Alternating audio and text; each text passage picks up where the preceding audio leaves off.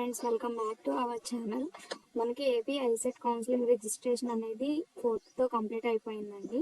అలాగే రేపటి నుంచి వెబ్ ఆప్షన్స్ స్టార్ట్ అవుతాయి.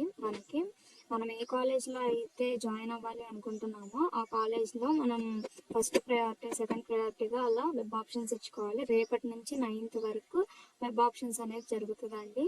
మీకు ఏ కాలేజ్లో అయితే పెట్టుకోవాలనుకుంటున్నారో అవన్నీ ఒక పేపర్లో లిస్ట్ అవుట్ చేసుకోండి. అక్కడికి కోర్స్ కోడ్ అనేవి ఉంటుంది, అవన్నీ లిస్ట్ అవుట్ చేసుకుని నేను నెక్స్ట్ వీడియోలో చేస్తాను.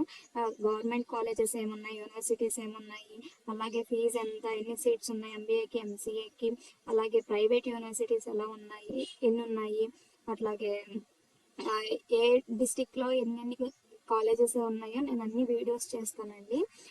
ఎవరు మర్చిపోవద్దు. 6th రేపటి నుంచి వెబ్ ఆప్షన్స్ అనేవి మనకి స్టార్ట్ అవుతాయి.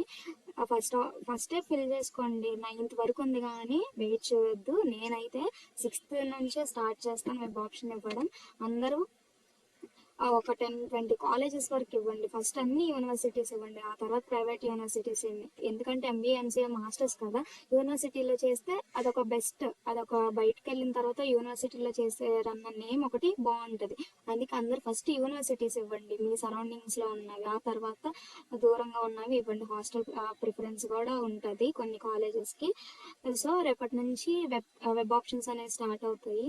That's all guys. Thank you for watching this video. ఏమైనా డౌట్స్ ఉంటే comment on let me know. Thank you.